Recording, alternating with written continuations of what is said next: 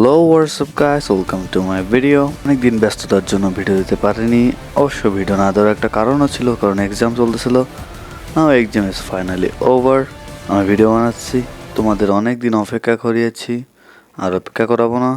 So let's jump on to this. তোমাদের হয়তো মনে আছে, আমাদের কিছুদিন আগে একটা ভিডিও আপলোড হয়েছিল গোল্ড ক্যামোর। সেখানে আমি বলেছিলাম আমি ডায়মন্ড ক্যাম আনলক করবো কিনা। এতদিন পরে আমার ওই টপিকটা আবার মনে পড়লো, তাই ভাবলাম ডায়মন্ড কেমন আনলক করি। আর হ্যাঁ, আজকে আমি ডায়মন্ড কেমন আনলক করতে যাচ্ছি। ভাই বহুত সাহস নিয়ে ভিডিও বানাতে বসছি, দেখা যাক পারা যায় কিনা। ডায়মন্ড কেমন আনলক করার টাস্ক হিসেবে আছে আমাদের 120টা ম্যাচের প্রত্যেকটাতে 10টা করে কিল করতে হবে। আর তোমরা দেখতেই পাচ্ছ গোল্ড কেমন আনলক করার পর থেকে আমার 53টা ম্যাচ অলরেডি খেলা গেছে, বাকি ম্যাচগুলো খেলতে হবে। So let's play the game. Diamond কেমন আনলক করতে করতে ডায়মন্ড কেমন আনলক করার জন্য কিছু টিপস অ্যান্ড ট্রিক্স তোমাদের আমি দিতে পারি। First of all, tips number 1, do not play rank match.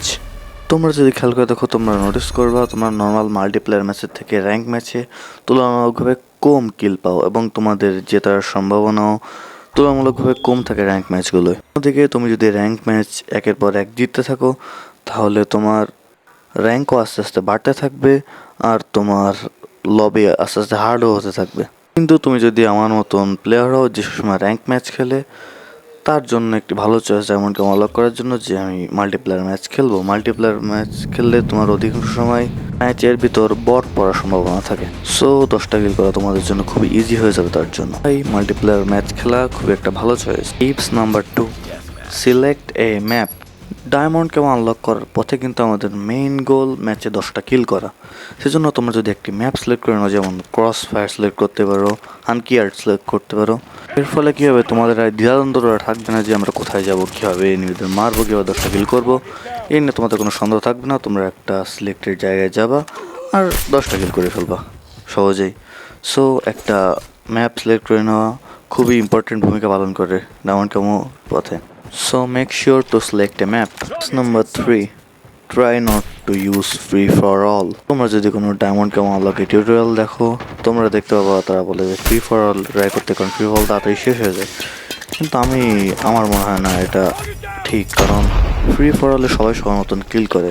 সেখানে তো যদি তোমার একটা থেকে দুইটা তোমার থেকে ভালো প্লেয়ার সেখানে থাকে, তাহলে তুমি হয়তো মোস্ট অফ দ্য টাইমই অসমর্থ হতে পারো 10টা কিল করার পথে। তাই আমার রেকমেন্ডেশন থাকবে তোমরা ফ্রি ফর অল না ট্রাই করো।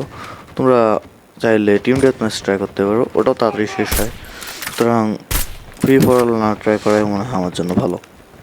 Tips number 4, become dedicated to your goal.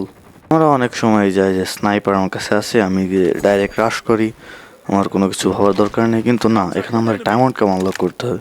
তাই আমরা প্রথমে আমাদের হচ্ছে সেফ খেলা। সেফ খেলে আমরা যদি 10টা কিল প্রথমে রিচ করে ফেলতে পারি, তাহলে আমরা যতই রাশ খেলি বা যতই আমার পিক দিই সবার সামনে, কোনো সমস্যা হবে না। আমরা কিল হলে ওই সময় অতটা ম্যাটার করে না, আমাদের গেম কমপ্লিট হওয়াটাই ম্যাটার করে তখন। তাই আমি তোমাদের রেকমেন্ড করবো তোমরা প্রথমে গিয়ে রাশ না করো, তোমরা একটু সেফ খেলে আগে 10টা কিল করে নাও, তারপরে তোমরা রাশ করো বা যাই করো সেটা তোমার বিষয়। তাই প্রথমে আমার রেকমেন্ডেশন থাকবে প্রথমে একটু সেফ খেলে 10টা কিল করে নাও, তারপরে রাশ করো। তোমরা স্কোর স্টিক হিসেবে সেঞ্চুরি গান, ক্লাস্টার স্ট্রাইক আর স্টেল চপার ইউজ করতে পারো, এগুলো তোমাদের হেল্প করবে। আর আরেকটা জিনিস, তোমরা গ্রিন পার্ক হিসেবে ভালচারকে মাস্ট ইউজ করো, এটা তোমাদের অ্যামোর জন্য সাপোর্ট করবে।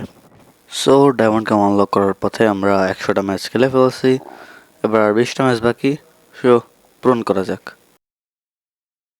সো আমাদের 119টা ম্যাচ খেলা গেছে, এটাই লাস্ট ম্যাচ, তাহলে এটা কমপ্লিট করা যাক।